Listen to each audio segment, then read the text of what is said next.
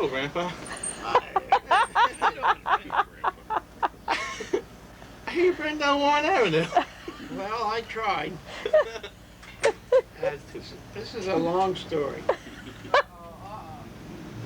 When I was probably a very young teenager, or maybe not a teenager yet, we used to go down by the prep school to play by the lakes.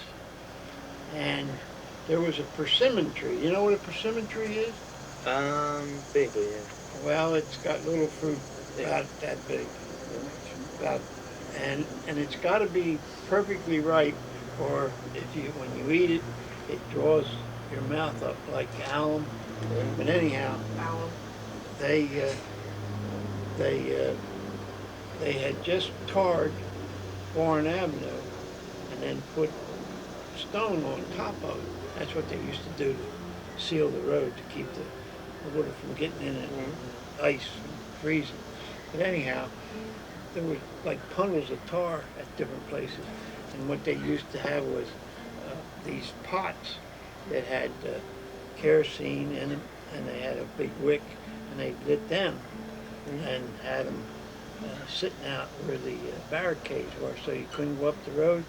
Well, anyhow, they had these pots there at, it used to be 202, but it's Paoli Pike now.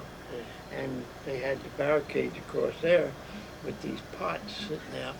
And I happened to knock one of the pots over that was burning, you know, and the tar that was right there around that pot caught fire. And all Warren Avenue was burning.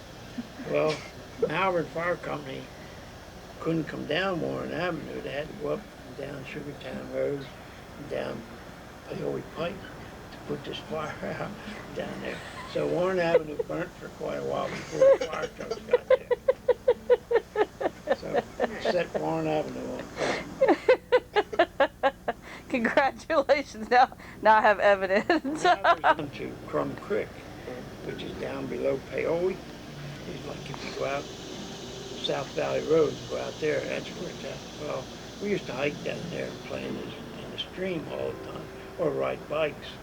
Well, we went out Warren Avenue, and then we went down and walked along the stream all the way down by the VFW.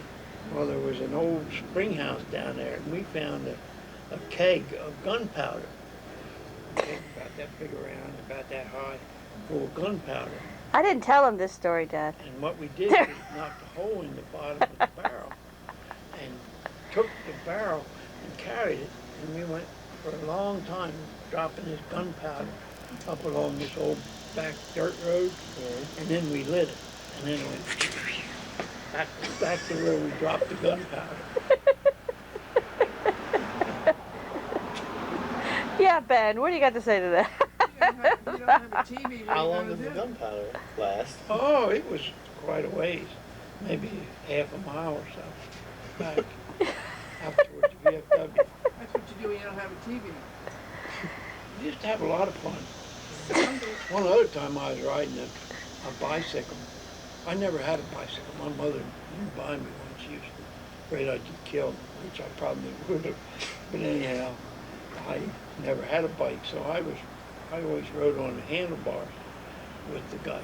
They were always older. Everybody was older than I was at this time. So anyhow, I'm riding on the handlebars of this bicycle with a guy, and we're following the other guy on the bicycle in front of us.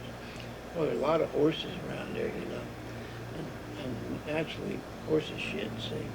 They shit little turds about that big around. Well, this guy was in front of us, and he picked up a horse turd and threw it back, and I laughed like I'm doing, like I did now, you know, with my mouth wide open, and that horse shit went right in my mouth. Oh, God!